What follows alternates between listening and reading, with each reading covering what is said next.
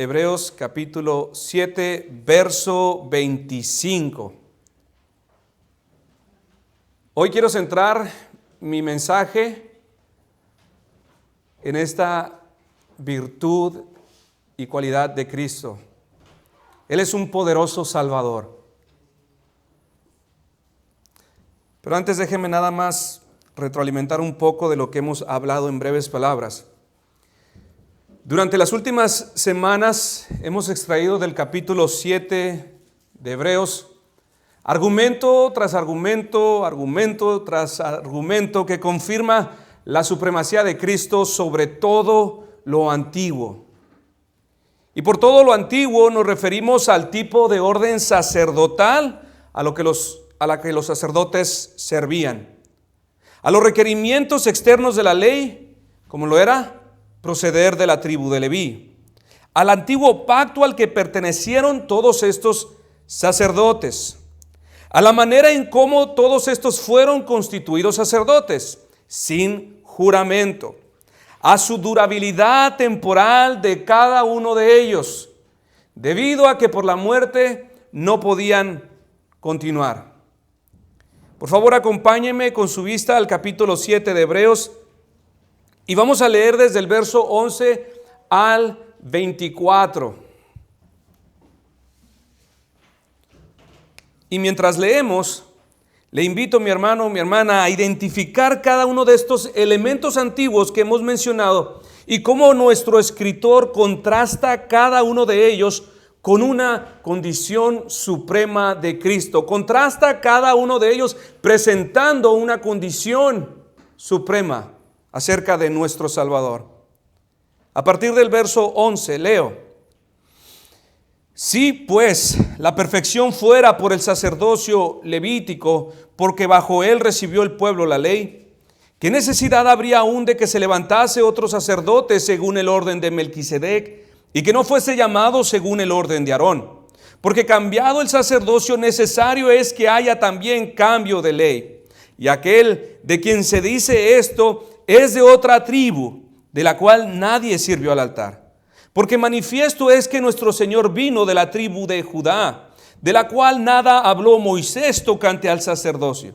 Y esto es aún más manifiesto, si a semejanza de Melquisedec se levanta un sacerdote distinto, no constituido conforme a la ley del mandamiento acerca de la descendencia, sino según el poder de una vida indestructible. Pues se da testimonio de él: tú eres sacerdote para siempre según el orden de Melquisedec. Queda pues abrogado el mandamiento anterior a causa de su debilidad e ineficacia, pues nada perfeccionó la ley, y de la introducción de una mejor esperanza por la cual nos acercamos a Dios. Y esto no fue hecho sin juramento, porque los otros ciertamente sin juramento fueron hechos sacerdotes, pero con el juramento del que le dijo: juró el Señor y no se arrepentirá, tú eres sacerdote para siempre según el orden de Melquisedec. Por tanto, Jesús es hecho fiador de un mejor pacto. Y los otros sacerdotes llegaron a ser muchos, debido a que por la muerte no podían continuar. Mas por cuanto permanece para siempre, tiene un sacerdocio inmutable. Ahora nuestro verso 25.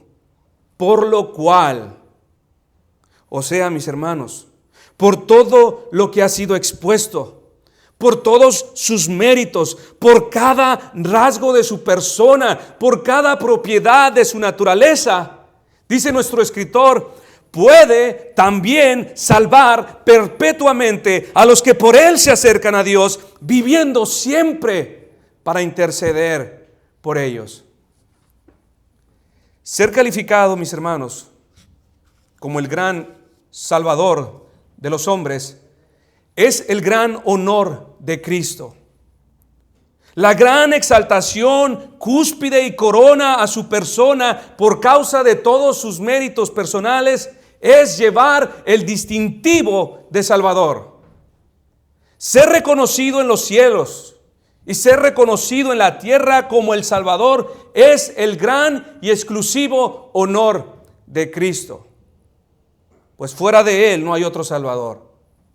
No existe ninguno otro en los cielos o en la tierra.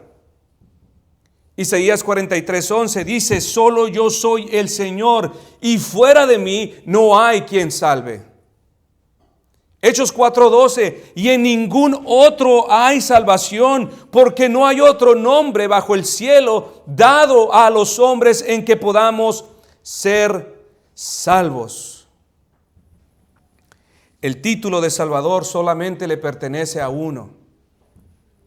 Solo uno es quien posee tales méritos. Solo uno es digno de portar tal distintivo sobre su pecho. Cuando el apóstol Juan tuvo la visión del rollo cerrado con 7 sellos, lloró amargamente porque no había uno que pudiera abrirlo. No había uno que pudiera desatar sus sellos. No había uno que pudiera siquiera mirar al rollo. Y él lloró por esto. Pero fue consolado cuando uno de los ancianos se acercó a él y le dijo: no llores. Hay uno que es digno. Apocalipsis 5. Y vi en la mano derecha del que estaba sentado en el trono un libro escrito por dentro y por fuera, sellado con 7 sellos. Y vi a un ángel fuerte que pregonaba a gran voz: ¿quién es digno de abrir sus sellos y de abrir el libro y desatar sus sellos? Y ninguno, ni en el cielo, ni en la tierra, ni debajo de la tierra, había uno que pudiera abrir el libro, ni aún mirarlo. Y lloraba yo con mucho porque no había hallado a ninguno digno de abrir el libro, ni de leerlo, ni de mirarlo. Y uno de los ancianos me dijo: no llores. He aquí que el león de la tribu de Judá, la raíz de David, ha vencido para abrir el libro y desatar sus 7 sellos. Y miré y vi que en medio del trono de los 4 seres vivientes y en medio de los ancianos estaba de pie un cordero como inmolado, que tenía 7 cuernos y 7 ojos, los cuales son los 7 espíritus de Dios enviados por toda la tierra. Y vino y tomó el libro de la mano derecha del que estaba sentado en el trono. Y cuando hubo tomado el libro, los 4 seres vivientes y los 24 ancianos se postraron delante del cordero. Todos tenían arpas y copas de oro llenas de incienso, que son las oraciones de los santos, y cantaban un nuevo cántico diciendo: digno eres de tomar el libro y de abrir sus sellos, porque tú fuiste inmolado y con tu sangre nos has redimido para Dios, de todo linaje, lengua, pueblo y nación, y nos has hecho para nuestro Dios reyes y sacerdotes, y reinaremos sobre la tierra. La dignidad, el valor, la supremacía de Cristo sobre todo, se nos reveló claramente cuando sobre aquella cruz Cristo fue inmolado como sacrificio perfecto para derramar su sangre, para poder llegar a ser el único, digno y exclusivo Salvador. Sin embargo, mis hermanos, como todos nosotros sabemos ya, todo lo que logró Cristo no lo hizo motivado solo por causa de adquirir este gran honor para sí, sino que también lo hizo motivado para tu propio bien, para nuestro propio bien. Al leer el verso 25, por lo cual puede también salvar, podemos dar por hecho que mientras Él buscó este gran honor, igualmente buscó ser nuestro Salvador. Buscó igualmente ser el Salvador de los hombres. El puritano Hugh Binning escribió: Dios, en la majestuosa búsqueda de su propia gloria, no pisotea el bien de sus criaturas, sino que en la comunicación de su plenitud, el bien va junto con ello. Así que glorificarse a sí mismo es lo mejor para sus criaturas. Nuestro bendito Señor hace más por nuestro beneficio cuando Él hace más para su propia gloria. Oh bendita búsqueda divina, que nos da vida y bienestar, que nos saca provecho de ello sino al contrario, beneficia. Él toma el más grande honor y nosotros el más grande beneficio. Y es gracias, mis hermanos, a esta buena disposición de Cristo que al buscar el más grande honor como Salvador, todos nosotros gozosamente podemos decir ahora: Jesús es mi Salvador. Jesús es mi Salvador. Ahora, al decir nuestro texto, por lo cual puede también salvar, podemos tener la seguridad de que Cristo no solo procuró nuestra salvación, sino que además tiene la capacidad para llevarla a buen término. Usted podrá verse débil, flaqueando. Esto no significa ninguna debilidad en su capacidad como Salvador. Él puede llevarla a buen término. Le pregunto, ¿alguna vez ha experimentado usted ese sentimiento de impotencia? Ese sentimiento de impotencia al ver un hijo enfermo o una hija enferma, tan débil, frágil, allí sobre su cama. Podemos ver sus caritas decaídas, tan llenas de incertidumbre, de miedo. Y nosotros igualmente nos llenamos de incertidumbre, de miedo. ¿Por qué? Porque no podemos hacer nada. Experimentamos esa sensación de impotencia que te hace sentir inútil en tal situación. Y usted sabe que nuestro grande amor como padres diríamos: yo estaría dispuesto a poner mi vida, mi cuerpo, cambiaría su lugar con tal de que él esté bien y yo enfermo. Sin embargo, experimentas impotencia, porque independientemente de ese grande amor, no tienes la capacidad. No puedes hacer nada por tus hijos, por tus hijas. No existe otra cosa más que poder imaginar: si fuese posible, yo le cambiaría el lugar.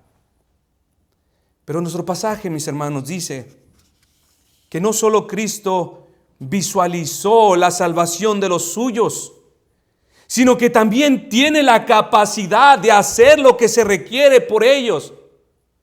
La Escritura dice: por lo cual puede también salvar. Puede. Cristo, al vernos muertos en nuestros delitos y pecados, por su grande amor con que nos amó y por su glorioso y exclusivo poder, no experimentó al vernos ningún grado de impotencia.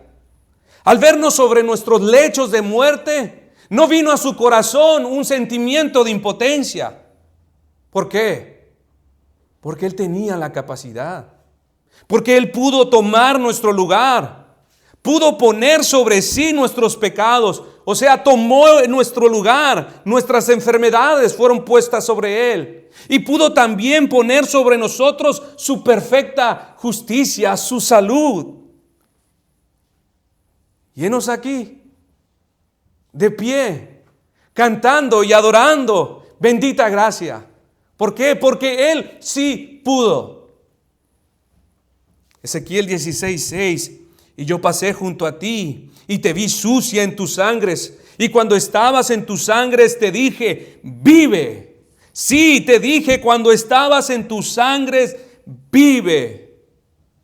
Otro sentido que se le da a este mismo pasaje, es decir, te vi convulsionando en tu sangre.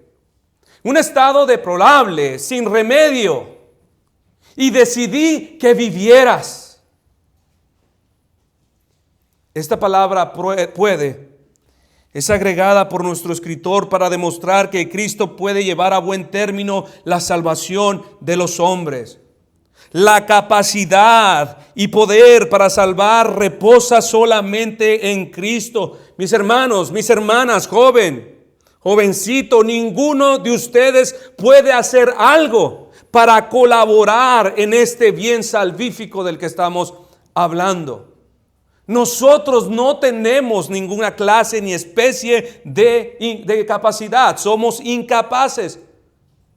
No podemos curarnos ni siquiera de una gripa por el mero hecho de solo desearlo. No podemos curarnos de un resfriado por el solo hecho de pensarlo o de quererlo así. Mucho menos podrás hacer algo por tu alma. Nosotros no podemos. Solo Cristo puede. En el Evangelio de Juan 15:5, Jesucristo dijo: porque separados de mí nada podéis hacer.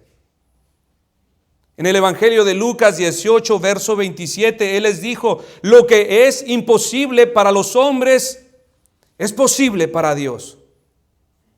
Job, por su parte, expresó que sin la mediación de uno como Cristo, todos sus esfuerzos por presentarse aprobado delante de Dios son en vano.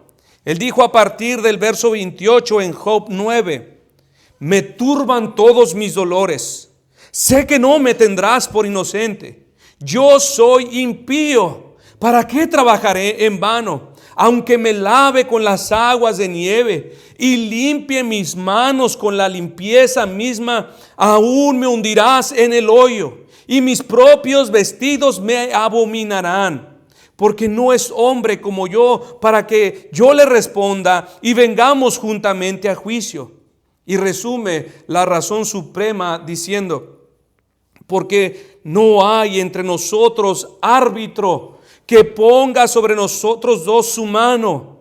Quite de mí su vara y su terror no me espante. Aunque Job se haya lamentado y se lamentó la ausencia de un intermediario, mis hermanos, que pudiera aplacar la ira de Dios entre él y Dios, hoy usted y yo podemos dar gracias de que esta triste realidad no se prolongó para siempre, sino que hoy, gracias a Dios y por su abundante gracia, podemos oír en esta mañana palabras de vida, por lo cual puede también salvar perpetuamente a los que por Él se acercan a Dios, viviendo siempre para interceder por ellos. Mis hermanos, este es uno de los versículos más hermosos de las Escrituras. Suena tan dulce como Juan 3:16, porque de tal manera amó Dios al mundo, que ha dado a su Hijo unigénito, para que todo aquel que en Él cree no se pierda, mas tenga vida eterna.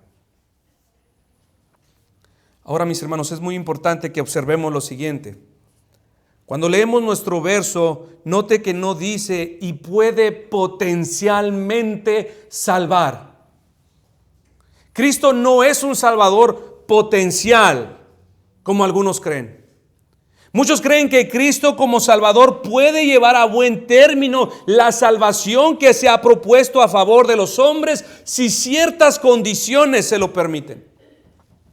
Algunos piensan que Jesucristo es un salvador potencial cuando creen que Cristo aún está llevando en la esfera del tiempo una lucha campal por las almas en contra de Satanás, donde Satanás ya le ha robado multitudes, pero él sigue haciendo su mejor esfuerzo por no perderlas.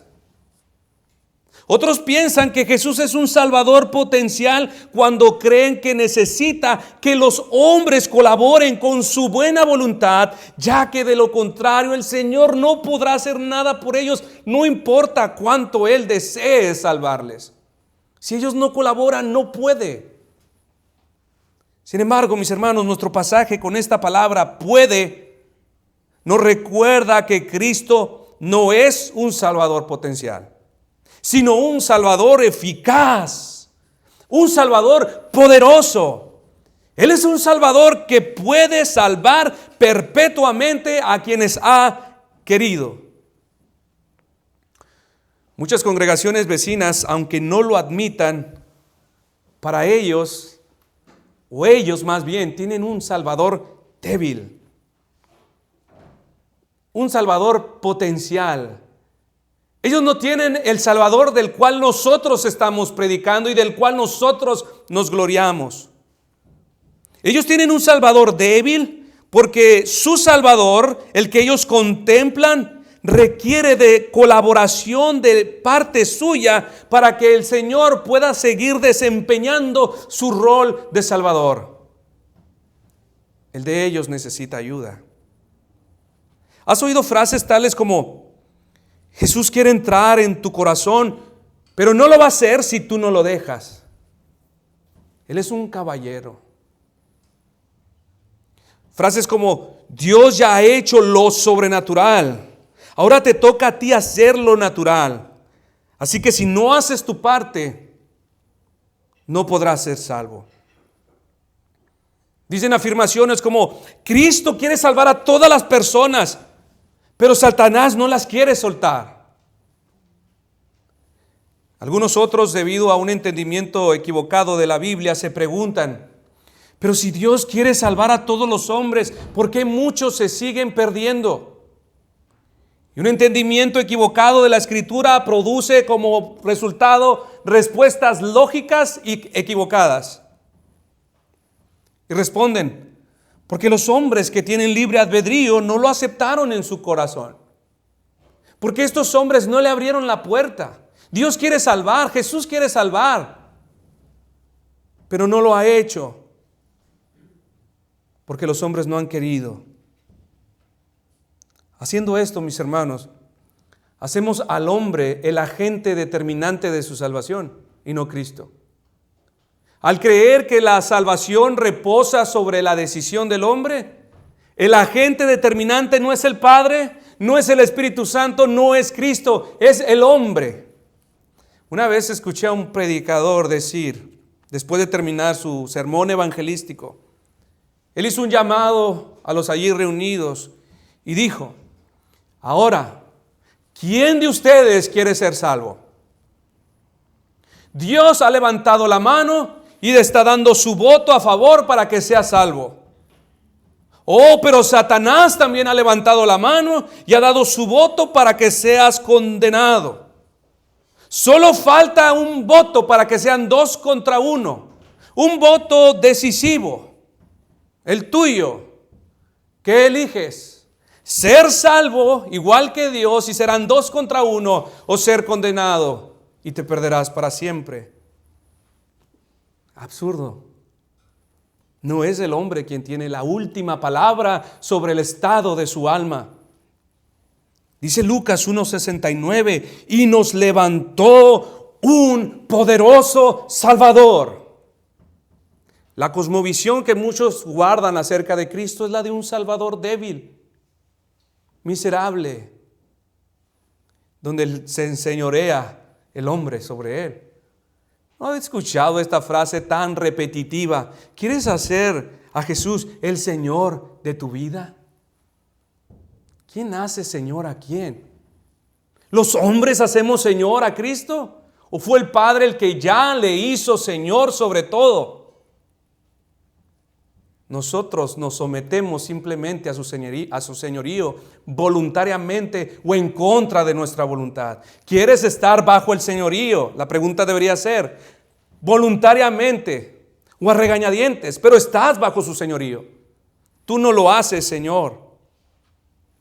Entonces, mis hermanos, es Cristo el agente determinante de la salvación de los hombres. Juan 15:16, no me elegisteis vosotros a mí, sino que yo os elegí a vosotros.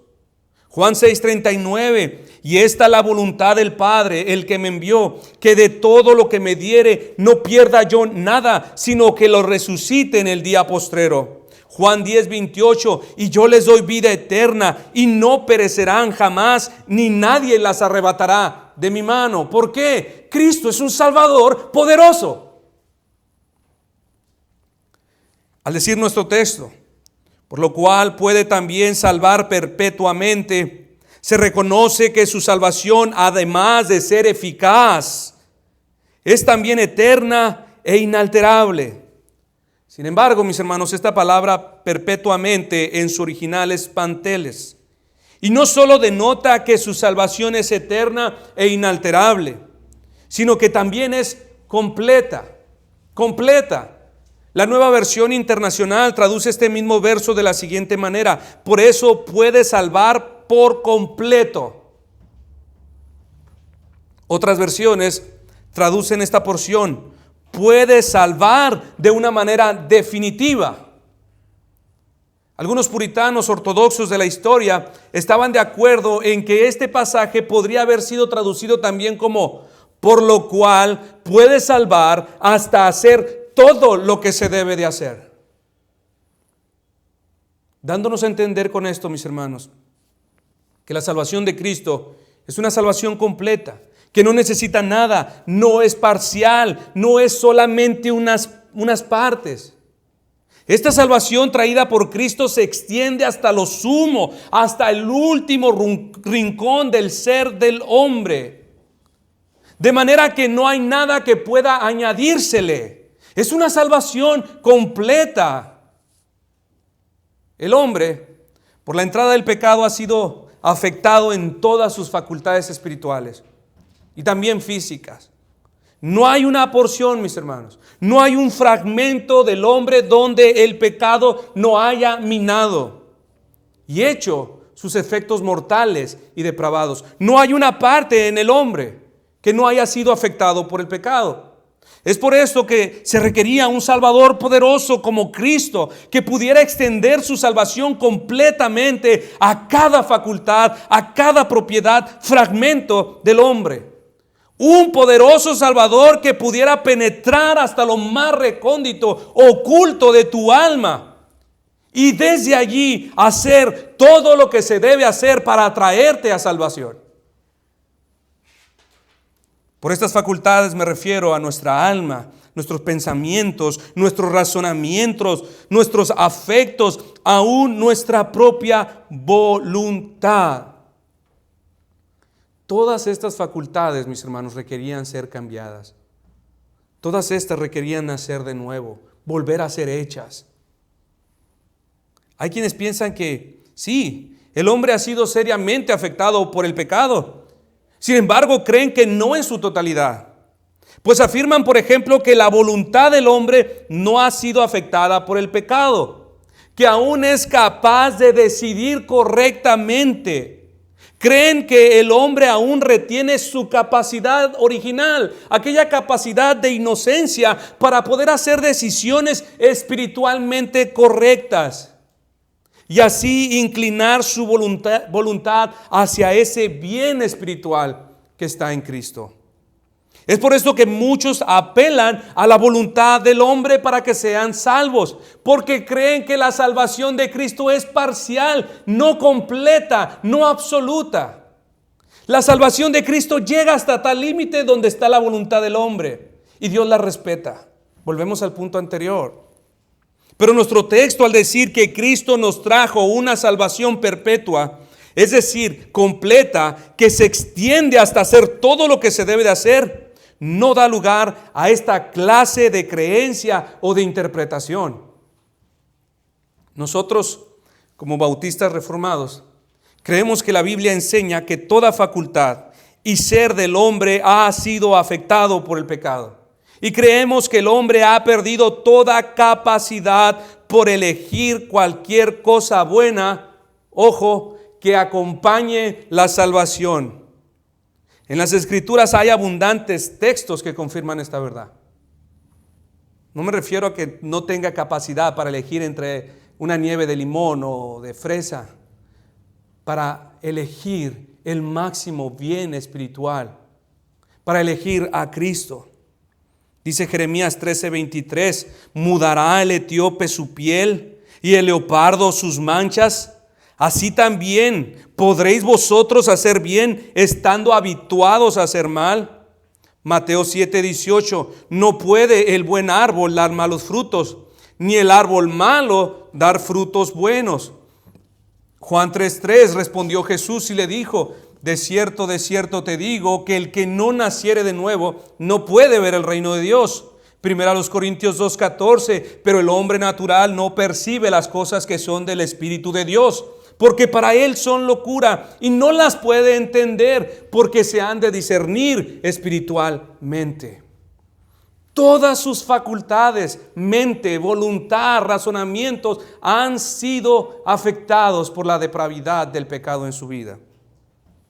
Capítulo 6 de nuestra confesión de la caída del hombre, del pecado y su castigo dice en el párrafo 2, por este pecado la muerte sobrevino a todos, viniendo a estar todos los hombres muertos en pecado y totalmente corrompidos en todas las facultades y partes del alma y del cuerpo, de esta corrupción original por la cual estamos completamente indispuestos, incapacitados y opuestos a todo bien y enteramente inclinados a todo mal, proceden en sí todas las transgresiones. Capítulo 9 de nuestra confesión, de la doctrina del libre albedrío. El hombre, por su caída en un estado de pecado, ha perdido completamente toda capacidad para querer cualquier bien espiritual que acompañe la salvación.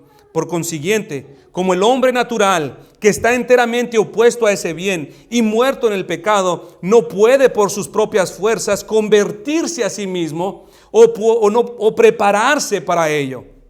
Por esta razón es que creemos que el hombre, mis hermanos, de ninguna manera puede elegir a Cristo si Cristo no obra primeramente su salvación en él. Y nuestra confesión concuerda con la exposición de nuestro texto y con los demás textos que afirman esta verdad. Por eso la enseñamos, porque creemos que es fiel a las Escrituras. Ahora, mis hermanos, alguno pudiera preguntarse si ha leído ya este texto. Hermano, si esto que usted está diciendo es verdad, ¿por qué nuestro texto dice en el verso 25, por lo cual puede también salvar perpetuamente a los que por él se acercan a Dios? Que nuestro texto diga a los que se acercan a Dios no supone un reconocimiento a la capacidad, a la voluntad del hombre para elegir o escoger a Dios. Mis hermanos, si queremos ser consistentes con la Escritura, si queremos ser consistentes con la esencia de nuestro texto, esta afirmación, creer diferente a esto, no armonizaría con todo lo que estamos exponiendo. Pues hemos dicho, su salvación es poderosa, no potencial. Dejar la salvación de Cristo en las manos de los hombres haría entonces que este Salvador fuese potencial y no poderoso. Además, hemos dicho que su salvación es perpetua, es completa, se extiende hasta lo último del hombre. Pero afirmar que la voluntad del hombre quedó intacta para poder responder o para poder elegir a Dios, entonces negaríamos lo que estamos diciendo. Quiere decir que entonces su salvación no es completa, sino parcial, es una parte solamente, la otra le toca al hombre. Pero entonces, ¿por qué nuestro texto dice, por lo cual puede también salvar perpetuamente a los que por él se acercan a Dios? Esta palabra acercar, mis hermanos, hace referencia a la acción del alma. Es una acción del alma, en que en obediencia responde a la obra salvífica de Cristo. Puede verlo tan claro aquí en nuestro texto, mis hermanos, no necesito hacer ninguna referencia. A los que por él se acercan a Dios. Allí está, tan clarito, a los que por él se acercan a Dios. Cristo es la causa, Cristo es el motivo que impulsa a los hombres a acercarse a Dios. Espiritualmente hablando, mis hermanos, todos los hombres están lisiados espiritualmente. Están imposibilitados para poder caminar hacia Dios. Es hasta que tienen un encuentro con este glorioso, milagroso Salvador, que pueden caminar al momento de escuchar la voz, levántate y anda. Entonces, los que teníamos nuestras piernas tullidas, débiles y flacas, recobramos fuerza y podemos responder a la voz de su autoridad, a la autoridad de su voz. Los pies del alma son la fe. Cristo ha regenerado nuestras lisiadas y débiles piernas de nuestra alma. Y ahora, como regalo, tenemos poderosas, ágiles y vigorosas piernas para acercarnos a Dios. ¿Ha visto esas piernas de los atletas en los maratones? Traen unos chorcitos muy cortitos. ¿Ha visto esas piernas? Yo no, por eso le pregunto. Yo no me fijo en esas cosas. Bueno, así de fuertes, o más bien, más fuertes, más vigorosas y más ágiles son las piernas espirituales que hemos recibido en nuestras almas. Para correr hacia Dios, para venir hacia Dios. Efesios 2:8, porque por gracia sois salvos por medio de la fe. Y esto no es de vosotros, pues es un regalo de Dios. Así que el gran consuelo de todos aquellos que se acercan a Dios, mis hermanos, es que cuentan con la más grande evidencia que prueba que han sido beneficiados por la salvación poderosa y completa de Cristo. Cristo salva a los que se acercan a Dios, y se acercan solamente a Dios los que han sido motivados por Cristo. Le pregunto, ¿anhelas conocer a Dios?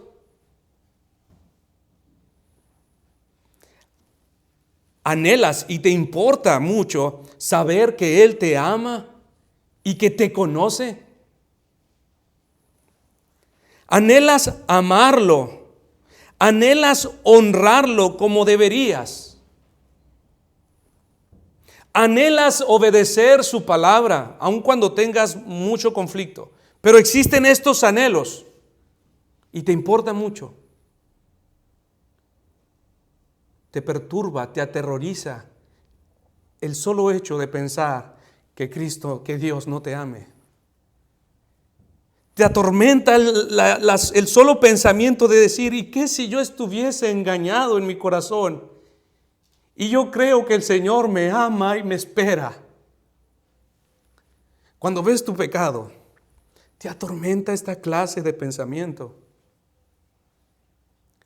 Si has respondido positivamente, mis hermanos, a estas preguntas, déjame decirte, has respondido como Pedro, has respondido como Pablo, o como cualquier otro genuino cristiano de la historia que hoy está en gloria. Has respondido igual. Podrás sentirte inseguro porque reconoces a la misma vez tus debilidades, algunos patrones de pecado morando en ti, malos pensamientos. Estos son los vestigios de la naturaleza vieja que aún retienen su fuerza en nosotros. Pero no son la regla, mis hermanos, mis hermanas, por las cuales tú evalúas la genuinidad de tu salvación. Nuestra certeza de salvación no se mide por el número de nuestros fracasos, sino por nuestros nuevos anhelos, nuestros nuevos afectos, por lo que ahora amamos, por lo que ahora buscamos. Se mide por las cosas que queremos dejar atrás. Esta obra salvífica en el alma de los creyentes frecuentemente es expresada en las Escrituras bajo esta metáfora de venir, de acercarse, de correr. Isaías 55:1. A todos los sedientos, venid a las aguas, y los que no tienen dinero, venid, comprad y comed. Venid, comprad sin dinero y sin precio vino y leche. Mateo 11:28, venid a mí todos los que estáis trabajados y cargados, y yo os haré descansar. Hebreos 4:16, acerquémonos pues confiadamente al trono de la gracia para alcanzar misericordia y hallar gracia para el oportuno socorro. Hebreos 10:22, acerquémonos con corazón sincero, en plena certidumbre de fe, purificados los corazones de mala conciencia y lavados los cuerpos con agua pura. Apocalipsis 22:17, y el Espíritu y la esposa dicen, ven. Y el que oye diga, ven. Y el que tiene sed, venga. Y el que quiera, tome del agua de la vida gratuitamente. Ven, ven. Esta obra de venir, esta obra de acercarse, aun cuando es una obra exclusiva de Cristo, usted puede notar que se le atribuye al hombre. Y esto es porque verdaderamente, mis hermanos, es un acto que sucede, que se produce en el interior del hombre. Son las mismas facultades del hombre respondiendo a la voz de Dios. Por eso se reconoce al hombre y se le dice a él, ven, porque suceden en nuestro corazón. No suceden en el corazón de nadie más, en el de nosotros. Pero ojo, esto no significa alguna capacidad personal del hombre para poder venir a Dios. No significa eso. Tampoco significa que es algún demérito del poder de Cristo cuando vemos que algunos no vienen. No significa que Cristo fue débil con ellos. La predicación del Evangelio, mis hermanos, es el instrumento que manifiesta, que trae a la luz a aquellos que fueron elegidos por Dios para salvación. Al proclamar la voz del Evangelio, responderán y vendrán solo aquellos en quien la salvación de Cristo ha obrado, donde han sido puestas piernas nuevas, donde han sido cambiadas todas sus facultades, donde sus oídos sordos han sido abiertos. Juan 10:27, mis ovejas oyen mi voz y me siguen. Porque cuando el mensaje del Evangelio es predicado, mis hermanos, mismo mensaje, misma hora, mismo lugar, la misma masa de pecadores, algunos responden, mientras otros se quedan allí. Dirá usted, bueno, porque algunos tuvieron el deseo. ¿Y de dónde vino ese deseo? Si hemos dicho que nadie de su propia voluntad puede desear acercarse a Dios.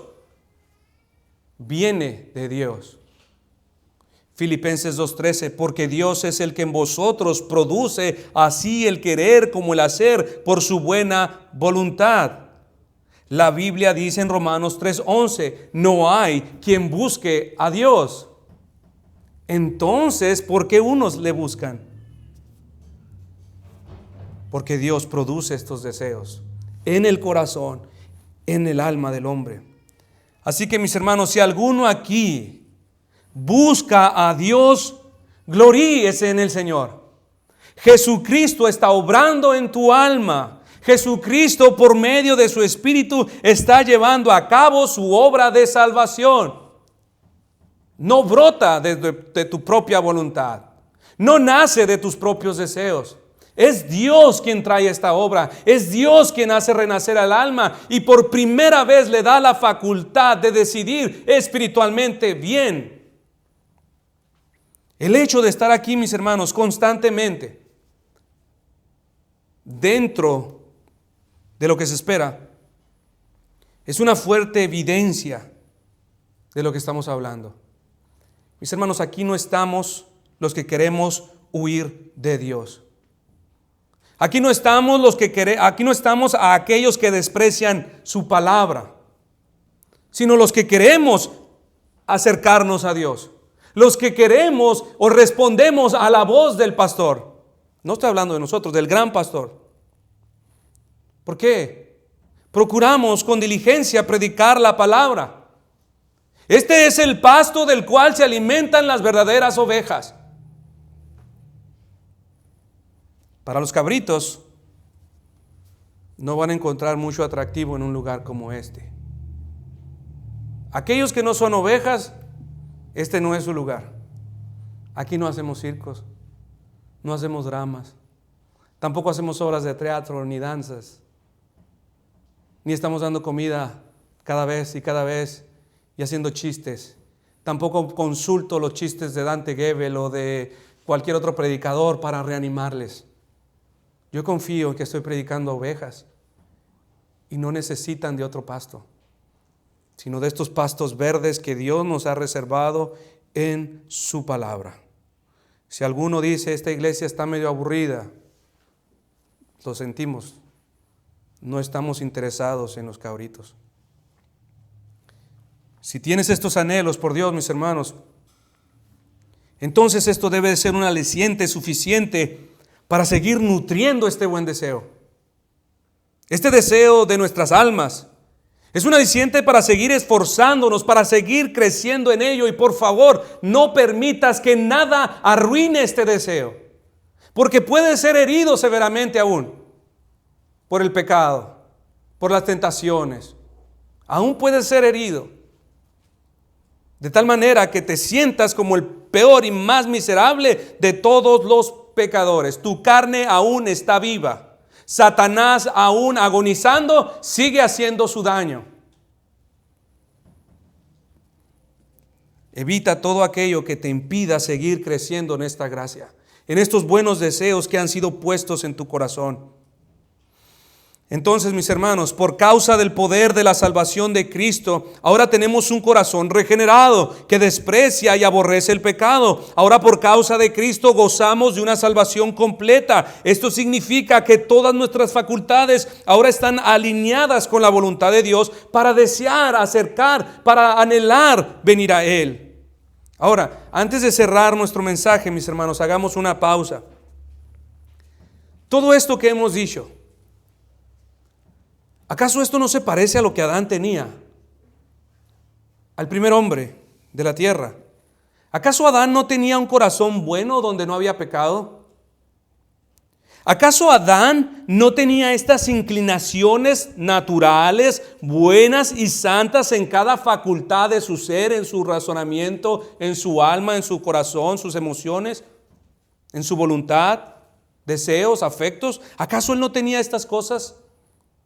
¿Y acaso no es verdad que además de esto tenía también un lugar privilegiado, un lugar donde no había pecado, donde no había maldad, un estado de completa inocencia, ausente de cualquier forma de maldad?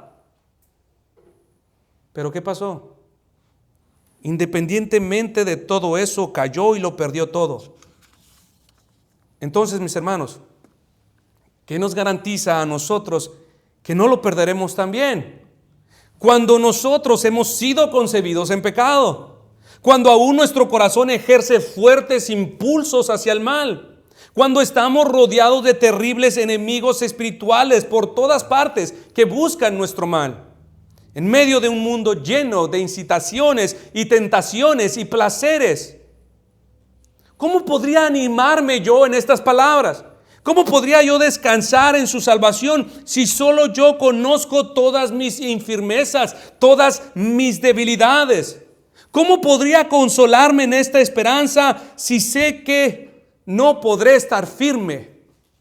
Si Adán no pudo, ¿quién me garantiza que yo podré? Pues he aquí la gloria del Evangelio, mis hermanos.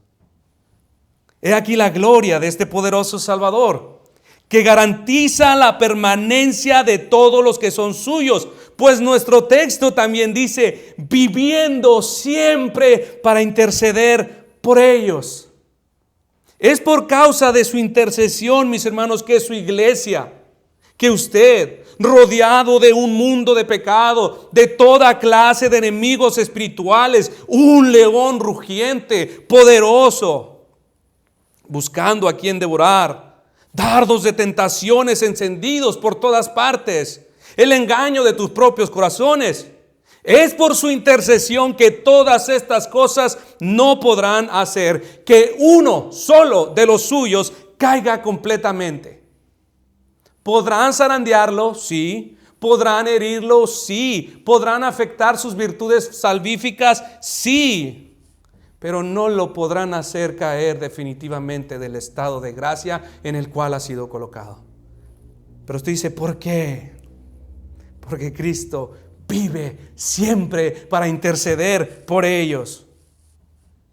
Voy a leer una vez más la doctrina de la perseverancia, la cual nosotros afirmamos. Y escuchen, mis hermanos, y nutra su alma. No podría yo explicarlo mejor que estos hermanos. Aquellos a quienes Dios ha aceptado en el amado y ha llamado eficazmente y santificado por su Espíritu, y a quienes ha dado la preciosa fe de sus escogidos, no pueden caer ni total ni definitivamente del estado de gracia, sino que ciertamente perseverarán en él hasta el fin y serán salvos por toda la eternidad, puesto que los dones y el llamamiento de Dios son irrevocables, por lo que Él continúa engendrando y nutriendo en ellos la fe, el arrepentimiento, el amor, el gozo, la esperanza y todas las virtudes del Espíritu para inmortalidad. Y aunque surjan y les azoten muchas tormentas e inundaciones, nunca podrán arrancarles del fundamento y la roca a la que por la fe están aferrados. A pesar de que por medio de la incredulidad y las tentaciones de Satanás, la visión perceptible de la luz y el amor de Dios pueda ensombrecérseles y oscurecérseles por un tiempo, Él, sin embargo, sigue siendo el mismo y ellos serán guardados sin ninguna duda por el poder de Dios para salvación, en la que gozarán de su posesión adquirida, al estar ellos esculpidos en las palmas de sus manos y sus nombres escritos en el libro de la vida desde toda la eternidad. Esta perseverancia de los santos depende no de su propio libre albedrío, sino de la inmutabilidad del decreto de elección que fluye del amor libre e inmutable de Dios el Padre, sobre la base de la eficacia de los méritos y la intercesión de Jesucristo y la unión con Él, del juramento de Dios, de la morada de su Espíritu, de la simiente de Dios que está en los santos y de la naturaleza del pacto de gracia, todo lo cual surge también la certeza y la infalibilidad de la perseverancia. Fin de la cita. Con cuánto ánimo, mis hermanos, con cuánta esperanza nosotros viviríamos la vida cristiana si tuviéramos la capacidad de que pudiéramos entrar al velo de los cielos y mirar allí sobre aquel libro.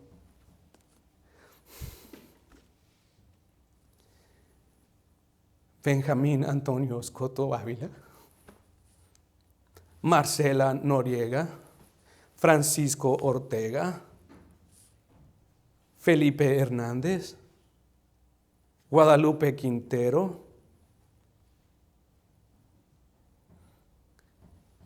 solo sobre estos. La intercesión constante de nuestro Salvador es el fundamento sólido sobre el cual descansa nuestra seguridad. Es la administración de su intercesión por nosotros, mis hermanos, lo que garantiza nuestra permanencia. Viviendo siempre para interceder por ellos. Este acto de vivir para interceder por nosotros, mis hermanos, se le atribuye a Cristo. Pero ojo, para cerrar, no debemos pensar que Cristo en los cielos permanece postrado, rogando, suplicando a Dios, por favor, Señor, no conceda ni tome en cuenta tal acto de mi hermano o de mi hermana. No está en ruegos suplicando a Dios, como aquellos ruegos y súplicas que hizo mientras estuvo en la tierra. Estas cosas pertenecen a su humillación. Él permanece ahora en un estado de gloria y de exaltación. Más bien esto significa, mis hermanos, que Cristo, al permanecer a la diestra de Dios, permanece como un recordatorio perpetuo. Consumado está, Señor. La satisfacción por cada uno de ellos ha sido presentada. Es un recordatorio perpetuo de sus sufrimientos, de su valor, de su sacrificio por cada uno de los que amó, por cada uno de los que les fue entregado por el Padre. Cada vez que uno de ustedes peca, el Padre puede voltear al Hijo. Lo sé, consumado está. Cada vez que uno se desvía, el Padre con todo gozo, en vez de inflamarse de ira, puede mirar al Hijo y recordar: mi gracia no se apartará de él. Y ese pecado que él o que aquella cometió, aún yo lo usaré para su bien. En su providencia, en su soberanía, en su poder, hará y dirigirá todo providencialmente, de manera que lo bueno o lo malo redunde siempre para nuestro bien. ¿Por qué? Porque Cristo está como una estatua, como un fundamento, una roca allí. Y el Padre dice: mientras Él viva y permanezca, yo no me olvidaré. Y la Biblia nos dice, ¿qué creen? Como sacerdote tienen a alguien que tiene una vida indestructible. Como sacerdotes Dios les ha puesto a Dios mismo como garantía suprema de que nada, no existe nada que pueda arrebatarte de sus manos. No existe nada que pueda borrar tu nombre. La intercesión de Cristo a la diestra de Dios nos asegura nuestra seguridad eterna, que todo fue pagado, todo fue hecho, consumado está, nada le falta. Amén. En conclusión, Cristo, por sus gloriosos méritos, fue calificado para aportar este distintivo exclusivo de poderoso Salvador, pues fuera de Él no hay otro. Sin embargo, debemos dar gracias que no solo buscó este gran honor para sí, sino que igualmente buscó ser el Salvador de los hombres. Y es gracias a esta buena disposición de Cristo que, al buscar su más grande honor como Salvador, todos nosotros podemos decir con alegría: Jesús es mi Salvador. Y podemos con toda certeza descansar en su obra. Pues a diferencia de todos los sacerdotes pasados, Cristo es un sacerdote eficaz que tiene la capacidad de salvar perpetuamente, esto es, completamente, extendiendo su salvación a cada facultad y propiedad del hombre, haciendo todo lo que se requiere hacer para que el hombre, de manera voluntaria, por medio de la fe, pueda acercarse a Dios. Garantizando también que, a diferencia de Adán, nosotros no resbalaremos de este estado de gracia, porque Cristo permanece a la diestra de Dios, viviendo siempre para interceder por ellos, por nosotros. Gloria a Dios. A Dios sea la gloria, mis hermanos. Nos ponemos de pie y oremos al Señor.